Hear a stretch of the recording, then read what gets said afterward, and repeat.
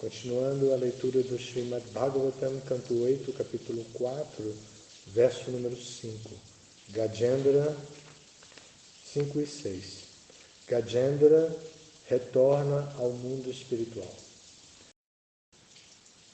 Sonukampita ishena parikramya pranamyatam lokasya pasyato lokam swamagam mukta kilbisha. Saha ele, o rei Ruhu, Anukampitaha, sendo favorecido, Ishena, pelo Senhor Supremo, Parikramya, circumambulando, Pranamya, oferecendo reverências, Tam, a ele, Lokasya, a todos os semideuses e homens, Pashyataha, enquanto viam, Lokam, ao planeta, Swam, seu próprio, Agat, voltou, Mukta, estando livre, Kilbishaha, das reações de seu pecado. A tradução é a seguinte: tendo sido favorecido pela imotivada misericórdia da Suprema Personalidade de Deus e tendo reassumido sua forma original, o rei Ruhu circumambulou o Senhor e ofereceu-lhe reverências. Então, na presença de todos os semideuses encabeçados por Brahma, retornou a Gandharva Loka. Ele ficara livre de todas as reações pecaminosas.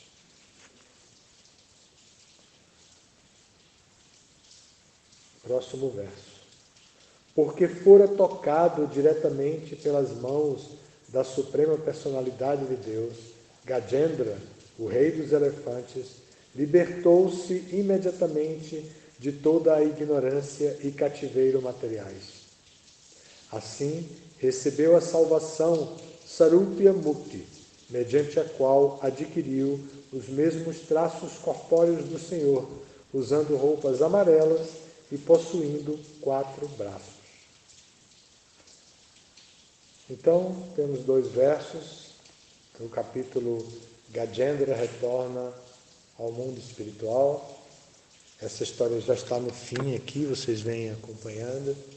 Ela é emblemática sobre o meio ambiente. Ela descreve a influência do meio ambiente na força de vida de uma pessoa. Na luta entre Gajendra, o elefante, e o crocodilo, eles dois estavam dentro d'água. E aí o crocodilo tinha muito mais capacidade de lutar porque estava no seu habitat.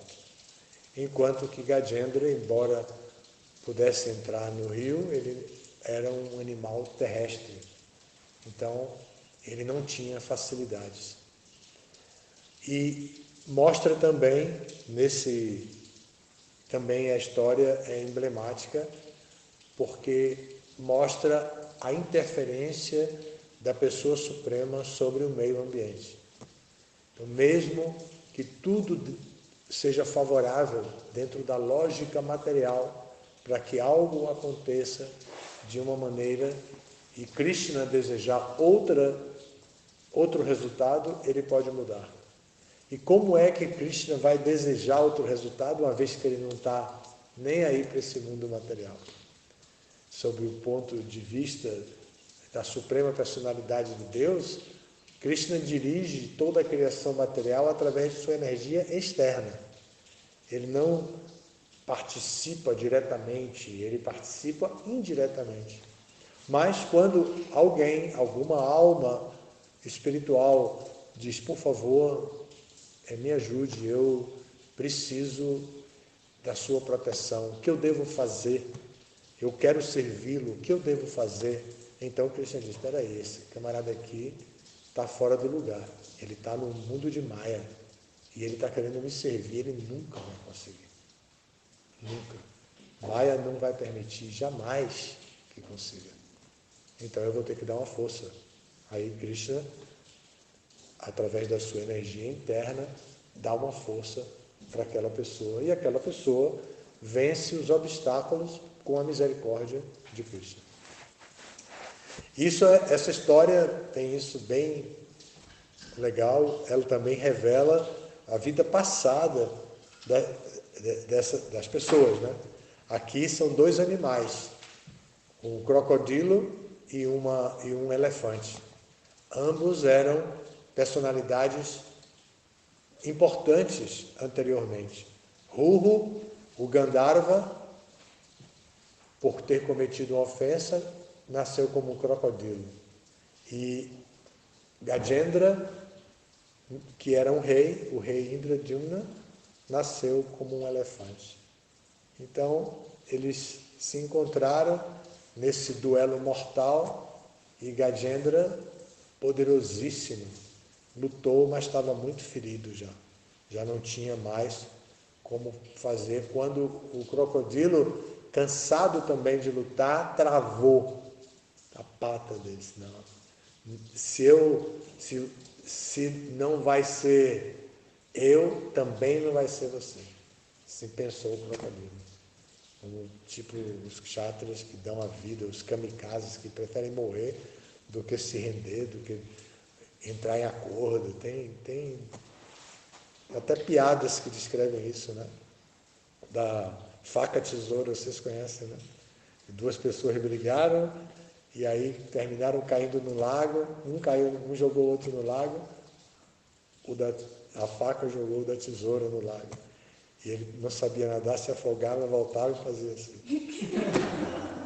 Querendo dizer, foi tesoura, não foi faca. Na discussão, eles queriam saber se o que tinha sido usado em determinada situação era uma faca ou uma tesoura. E o da tesoura voltava, em vez de pedir ajuda para sair da água, dizia que tesoura. É a mesma coisa. Eles lutavam aqui desse jeito, mas o crocodilo travou, então Gajendra conseguiu uma misericórdia especial de lembrar a oração Purusha Shukta. E ele, por lembrar a oração Purusha Shukta, ele se absorveu na emoção da oração.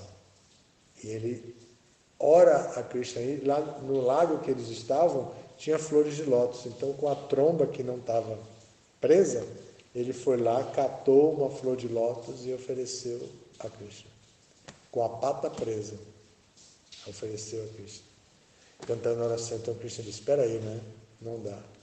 Com a sua chakra, ele cortou a cabeça do crocodilo. E aí depois foi fácil soltar. Fez assim. Aí, quem já conviveu com animais vê cada coisa tão engraçada. Gato, por exemplo. Gato molha a pata, ele faz assim mesmo. Ele levanta a pata e faz assim. Cachorro faz a mesma coisa.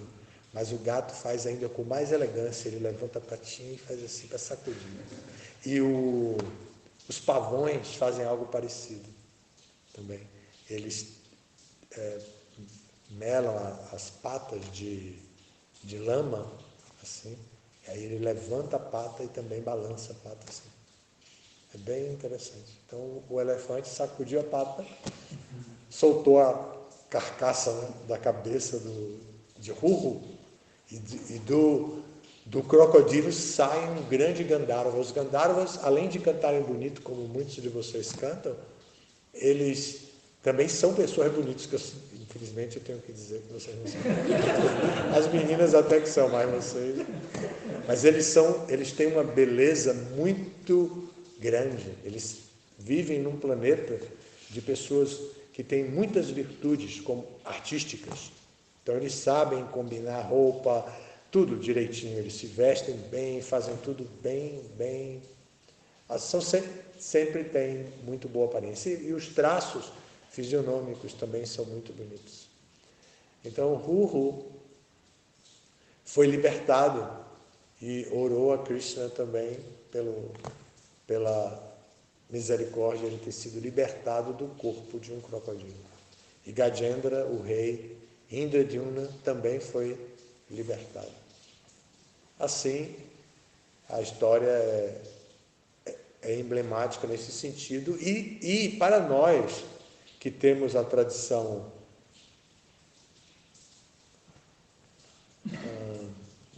espírita brasileira, que vem de, como é o nome?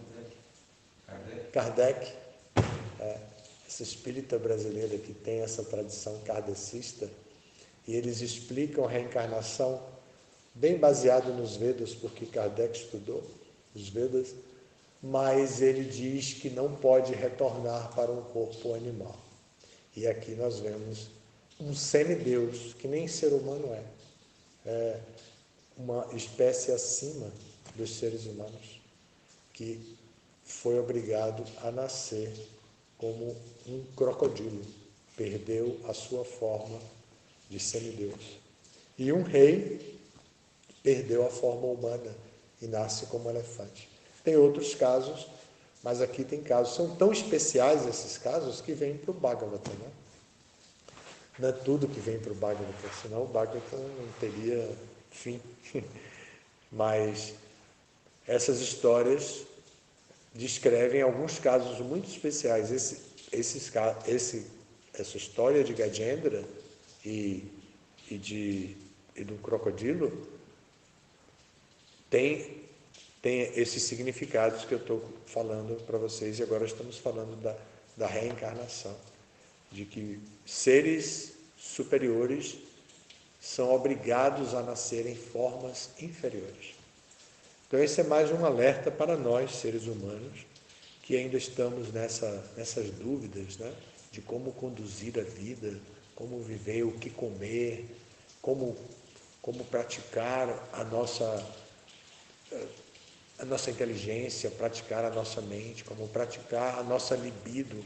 Nós temos tanta confusão em relação a isso, e estamos sempre cheios de conceitos mundanos, que a gente vai lá, pesca um daqui, pesca outro dali, pesca outro de lá, e depois vem alguém e diz isso é machismo, aí vem outro e diz isso é feminismo, isso é não sei o que, tem todo tipo de coisa, crítica, mas a gente vai pescando dentro do mundo material, tudo inútil. Todos esses conceitos são ismos que não nos levam a lugar algum. Enquanto nós não chegarmos à posição de Gajendra, de, com toda a humildade, se aproximar dos pés de lótus da pessoa suprema e oferecer orações, dizendo, eu reconheço o Senhor como a pessoa suprema, o Criador de todas as criaturas, a fonte original de todo o prazer, mas eu estou perdido dentro desse mundo, confundido por uma inteligência comprometida com a ilusão material, com uma mente completamente pirada, e eu peço que, por favor, diga o que eu devo fazer. Kim Karama, o que devo fazer? Quando chegamos nesse ponto, aí é a pessoa suprema que tem todas as armas, tem toda a potência, que a sua energia externa nunca é tão independente dele que possa interferir no desejo dele. Maya nunca pode fazer com Krishna o que faz com a gente. Ela é a energia dele. Então ela faz com a gente, ela pinta e borda com a gente. Mas com Krishna ela não pode fazer isso. Ela é uma energia externa dele que não atua sobre ele. Ela atua sobre nós. E Krishna não perde tempo, porque nós quisemos estar aqui, né? Nós queremos. Todos os planos que nós fazemos é para comer melhor, dormir melhor, desfrutar da vida sexual melhor, nos defender melhor dentro desse mundo. Tudo que nós fazemos é para isso. Aí, Maya diz, está tudo bem, não se preocupe, a gente vai fazer todos os arranjos para você ser feliz. Vai ter alguns obstáculos, faz parte. Quem nunca ouviu dizer isso? Tranquilo, meu filho, faz parte. Todo mundo já ouviu isso, né? As meninas também. Faz parte, não se preocupe não, faz parte. Você vai superar isso. Isso é Maya, é exatamente assim que ela trata a gente. Senão, não se preocupe, você está sofrendo agora, daqui a pouco você vai ser feliz, você vai ver. Vai chegar o sábado, o domingo, você vai ser feliz de novo. Vai fazer tudo que você quer fazer. Então Maia tem essa liberdade com a gente. Nós temos esse acordo com Maia e Maia tem esse acordo com Krishna, de nos entreter dentro do mundo material. Até quando a gente realmente pede a Krishna ajuda. Aí Maia não pode mais fazer muita coisa com a gente. De vez em quando ela aparece e diz, deixa eu ver mesmo se esse camarada está indo bem. Aí faz um teste com a gente e às vezes a gente perde o teste. E mesmo depois de já ter muito avanço, às vezes a gente perde o teste. E às vezes não, às vezes a gente sai vitorioso, feliz da vida, não caí na armadilha dessa vez, pude manter a minha mente focada, minha inteligência completamente absorta no conhecimento transcendental e não cair na armadilha. A gente tem essa capacidade de autoavaliação. E devemos desenvolver isso, de acordo com os critérios das Escrituras, devemos saber se estamos avançando ou não. E tem tantas divisões, tem tantos critérios que se apresentam. O principal é dos modos da natureza material. Qual é o modo da natureza que está atuando em você? Será Tamaguna? Será Rajaguna? Será Sattvaguna? Você já sabe o que é isso? Sim. Você sabe também? São os três modos, as três forças que controlam a natureza material. As três forças básicas, tem outras, mas essas três são as que controlam tudo. Então, tudo que nós fazemos pode estar classificado como bondade, como paixão e como ignorância. E também tem, quando nós começamos o nosso caminho espiritual, a classificação de Kanista Adhikari, Madhyama Adhikari e Uttama Adhikari. Já ouviu falar? Também.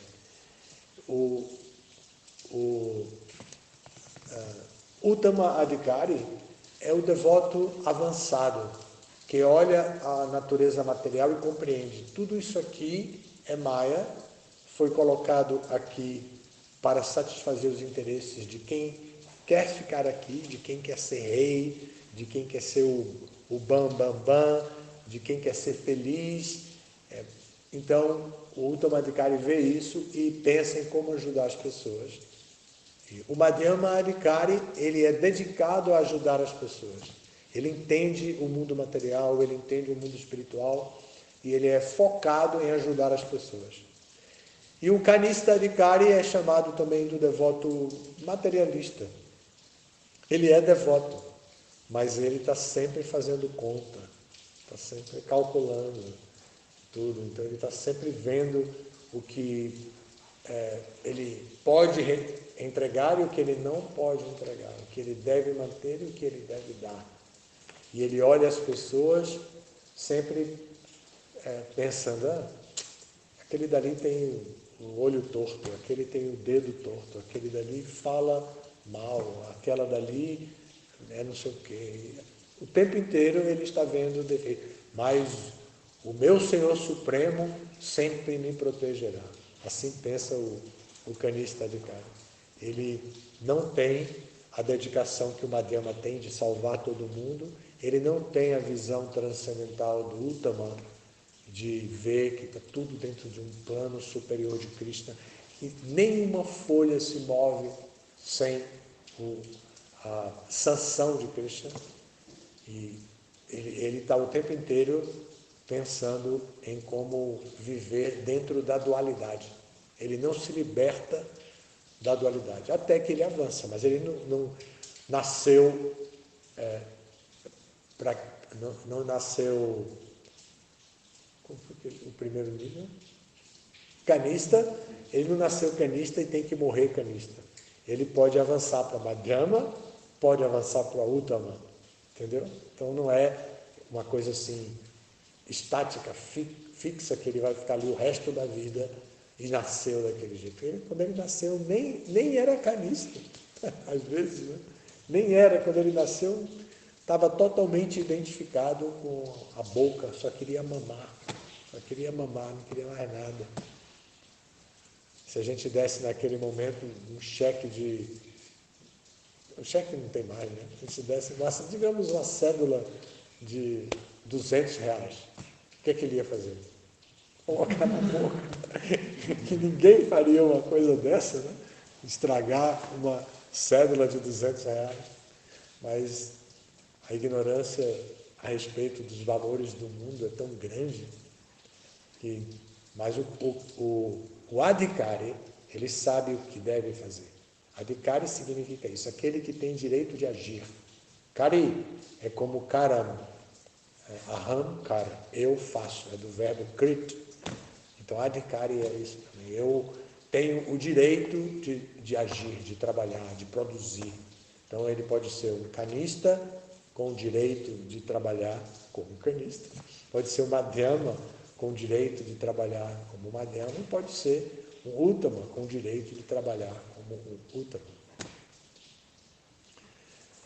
Então, tem tantas classificações que nos levam a fazer autoavaliação. E nós não precisamos estar tão preocupados com avaliar os outros, mas devemos estar preocupados em servir aos outros.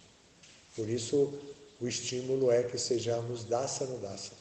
Mas já sabemos de antemão, não somos tontos nem inexperientes com a vida, já sabemos que não é que todo mundo é santo, que o mundo está cheio de santinhos e santinhas por aí, mesmo entre nós devotos, todo mundo é santinho, todo mundo é bacana, ninguém tem nenhum tipo de defeito.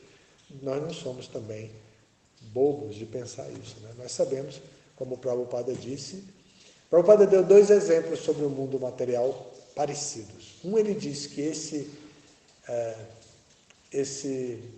na verdade, sobre o movimento, ele disse, esse nosso movimento é como um hospital com pessoas doentes com diferentes níveis de doença. Uns já estão prontos para sair do hospital, para ter alta, outros estão em recuperação, outros acabaram de chegar, tem gente na UTI, tem gente inconsciente, totalmente inconsciente. É isso que a gente vê, muita gente totalmente inconsciente por aí, por esse mundo. Então, o nosso movimento faz o trabalho de purificar essas pessoas, né? E Prabhupada disse também que o mundo material é como um presídio, que a gente veio para aqui por alguma razão criminosa e que agora a gente está aqui, que a gente tem que trabalhar direitinho, se comportar bem para ter vantagens e até chegar a tomar consciência de como fazer para sair desse mundo. Nós podemos sair desse mundo. É uma notícia muito boa essa, que nós não precisamos ficar nascendo e morrendo repetidamente dentro desse mundo. Nós podemos sair daqui. Isso é uma notícia maravilhosa. Mas vamos ter que seguir algum processo que nos liberte. Existem vários processos que nos ajudam. O processo Karma Kanda, por exemplo. O processo Karma Kanda é maravilhoso para ajudar as pessoas. As pessoas que são totalmente ignorantes e tal, elas precisam entender que tem uma autoridade suprema, que existe, que tem um Deus supremo, que tem semideuses que controlam o mundo, que ele não está sozinho com o direito de fazer o que ele bem quer, entende dentro desse mundo. Aí ele recebe, através das instruções da sessão Karma Kanda, que ele pode melhorar, tanto nessa vida como em vidas futuras. Se ele se comportar bem, que se ele agir corretamente, ele vai ter uma reação boa. Então ele começa a entender que ele precisa se comportar bem para ter um bom resultado. Aí ele precisa ser honesto para poder ter facilidades financeiras, por exemplo. Que ele precisa ser puro para ter prazer, um prazer com a família e tudo mais. Então ele vai aprendendo a corrigir-se, que antes ele não estava nem aí. Como um vicário, ele não queria, estava nem aí, não estou nem aí para nada. Então, já é uma grande coisa seguir a sessão Karma Kanda dos Vedas. Se tornar um karmi já é uma grande coisa. E fazer promessas aos semideuses, entrar em contato com os semideuses e dizer, né, tal semideus, por favor, me ajude e eu farei tal sacrifício. Dia de segunda-feira eu vou fazer jejum, como a astrologia recomenda para alguns, né? Dia de segunda-feira vou fazer jejum, dia de sexta-feira também vou fazer jejum, não vou comer doce. E tem todo tipo de coisas assim relacionadas com a dinâmica primária da vida, né? E a pessoa faz isso, isso é Karma Kanda. A seção Jnana Kanda diz, não adianta. Tudo isso, tudo que é feito aqui, fica aqui mesmo. Se você age positivamente, tem que nascer aqui. Se você age negativamente, tem que nascer aqui. Aqui se faz, aqui se paga. Também já ouvimos isso, né? Os Gyanis dizem isso, não adianta. Não adianta. Enquanto ficar aqui, não tira o pé da lama. Sai daqui, faz alguma coisa. E tem que ser radical. Os Gyanis dizem logo, e tem que ser radical. O negócio é não contrair nenhuma responsabilidade, não assinar nenhum contrato dentro desse mundo. Simplesmente fixe a sua mente no Brahman Supremo, almeje alcançar o Brahma Jyoti e saia dessa dualidade.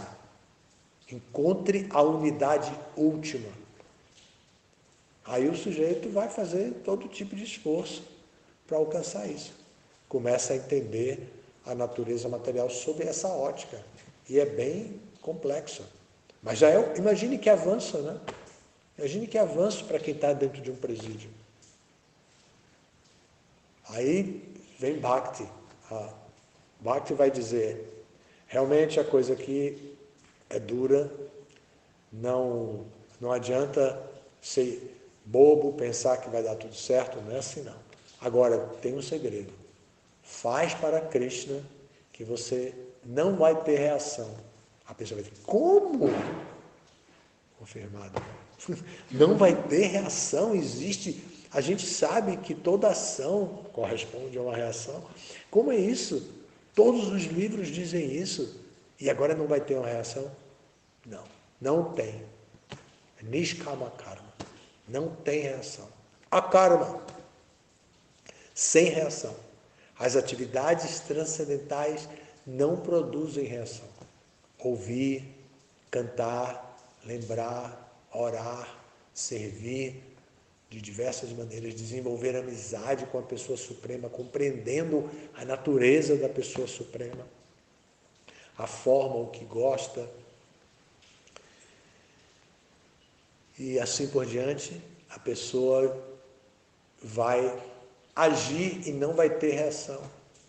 Ela, ao contrário, ela se liberta de inúmeras reações que só teriam sentido com determinados desejos.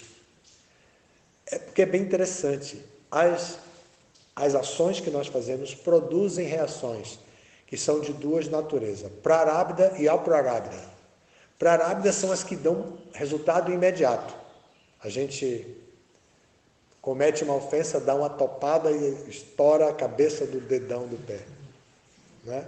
Aí alguém atrevido do seu lado diz assim, foi reação, você estava falando mal do Prabhu tal. Aí isso é prarabdha, pagou a reação na hora. Estou brincando dos exageros, só dando um exemplo grotesco, né? E a prarabdha, a reação fica na forma de semente e fica guardada no silo do coração. Semente guardada, preservada, não vai morrer, vai ficar ali. Que pode ficar por vidas e vidas. E pode acompanhar, imagine, a consciência que vai para a próxima da alma, sai e vai para outro corpo, levando todas essas sementes para o próximo corpo. Se elas não brotarem nessa vida, vai para outro corpo. Isso são as sementes aprarabdas.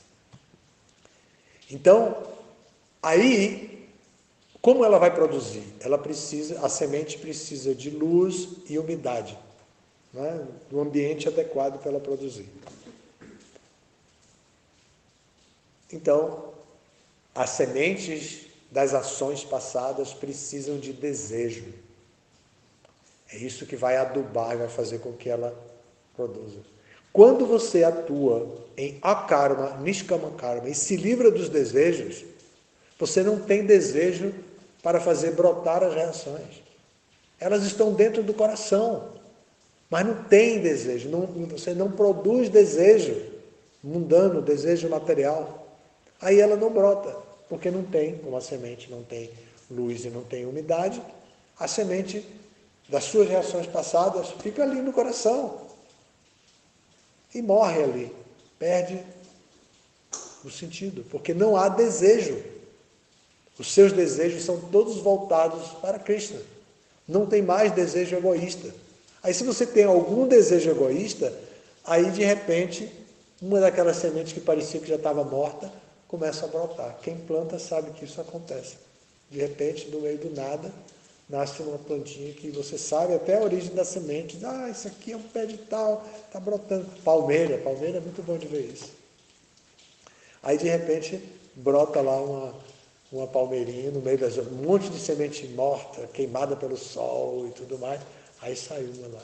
Foi um desejo específico que levou luz e umidade para aquela semente que está no coração, a prarabdha, e ela se torna prarabdha e brota no coração. Então, essa é a explicação do Manu Samhita sobre ação e reação. E o Manu Samhita é uma literatura karma kandiya que explica tudo isso para que os karma kandis, né, os karmis, possam entender. E também é explicado no 6º canto do Bhagavatam, no significado de Prabhupada, que cita Jiva Goswami. Jiva Goswami explica isso dessa maneira aproximada que eu estou dizendo para vocês.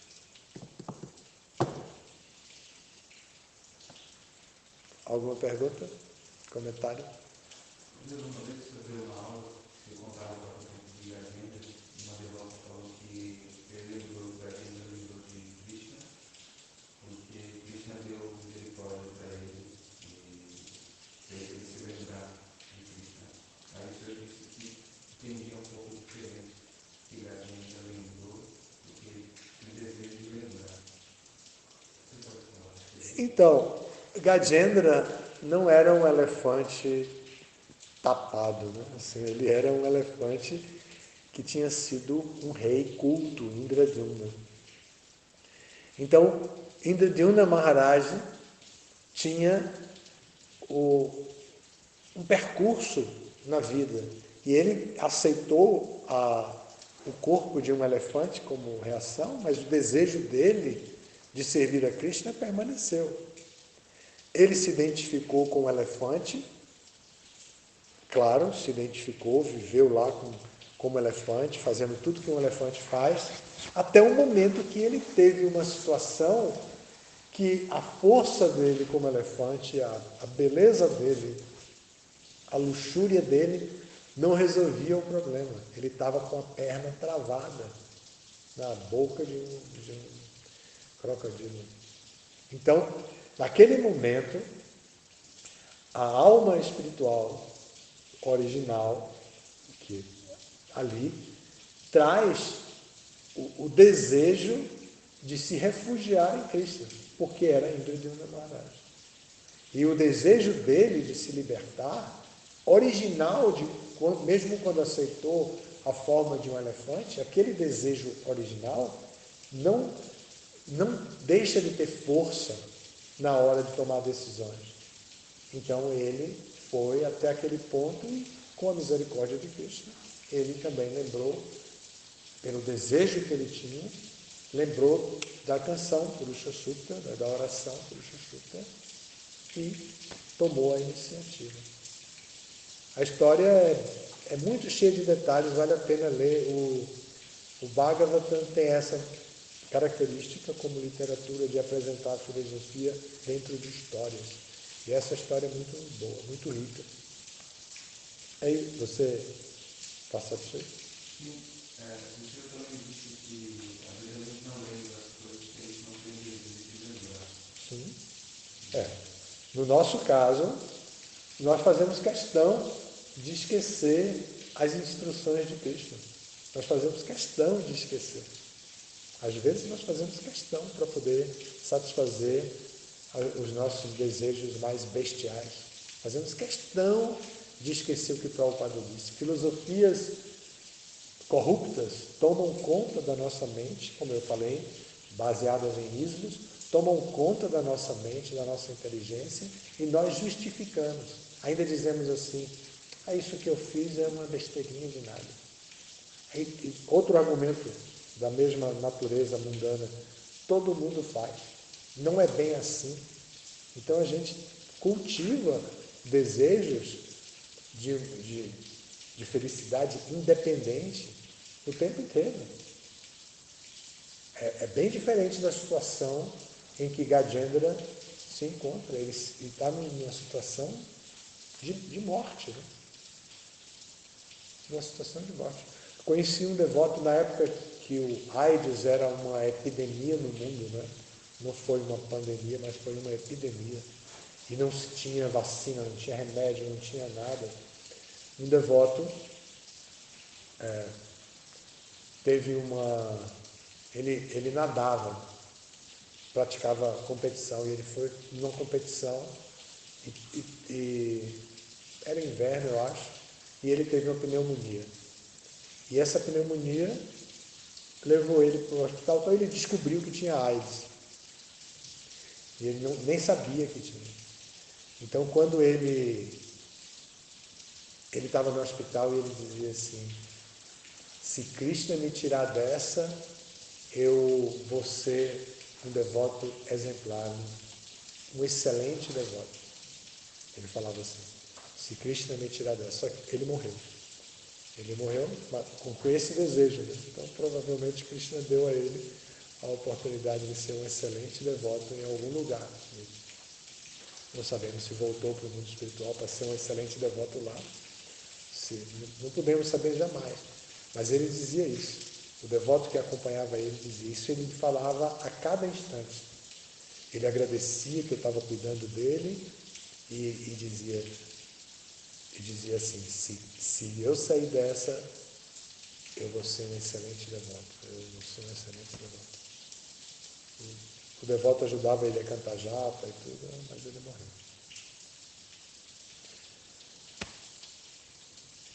É isso aí. Algo mais?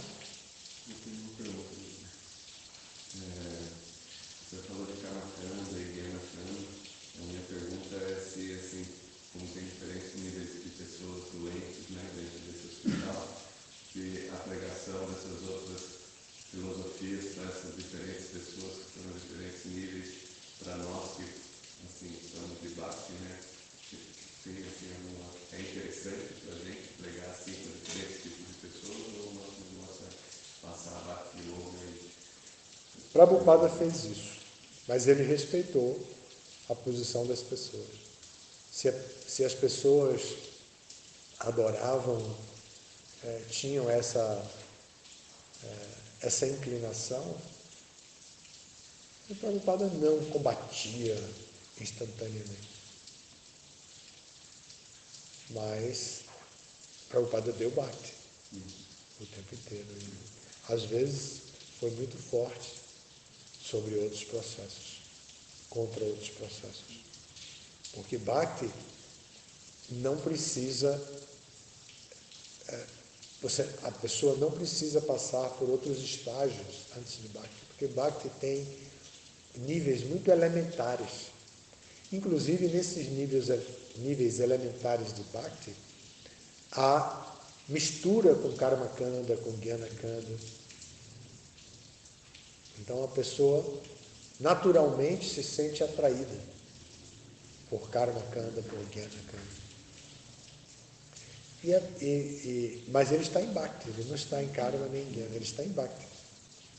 Se ele faz isso, ele canta Hare Krishna, ele segue as instruções básicas do mestre espiritual, mas tem toda aquela atração, o Karma Kanda, ele está em Bhakti, mas está fazendo Karma Mishra Bhakti, né?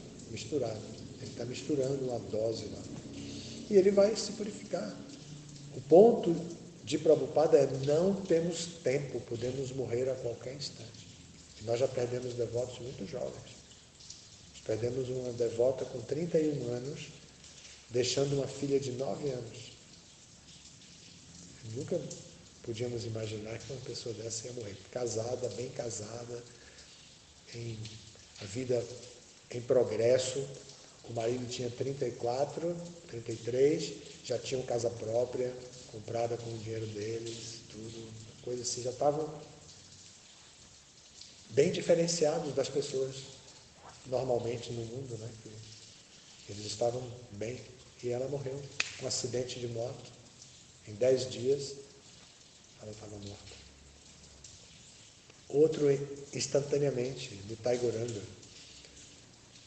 30 e poucos anos, 36 anos, talvez menos, 34. Um acidente de carro também. Então, por causa disso, porque a vida é muito curta e tem uma urgência, Prabhupada dizia Bhakti já. Então, Bhakti já. Eleições já, diretas já, não sei o que, Bhakti já. Prabhupada dizia assim, né? Tem que ser agora e é Bhakti mesmo. Mas a gente sabe que no processo, a própria pessoa, inclusive a nossa tradição judaica, cristã, kardecista, nos leva a essa negociação típica de Karma Kanda. A gente tem pezinho lá, mas a gente vai saindo aos poucos. O que a gente não deve é desenvolver uma visão crítica entre nós e classificar os outros. Quando eu comecei a aula, eu falei de autoavaliação. Então, nós devemos nos autoavaliar. Mas nós não precisamos ficar avaliando quem é canista, quem é madhyama, quem é uttamadhikari. Não precisamos ficar calculando isso nos outros. Nós temos que ver em nós. Temos que nos aproximar de Prabhupada, temos que conhecer Prabhupada, ler a biografia de Prabhupada para conhecer Prabhupada, ler o Chaitanya Charitamrita para conhecer o patrono do movimento, a quem Prabhupada colocou como patrono do movimento, Chaitanya. Aí a gente vai conhecer os padrões de comportamento, os padrões de Bhakti. Né? Obrigado pela atenção. Todas as glórias a Srila Prabhupada.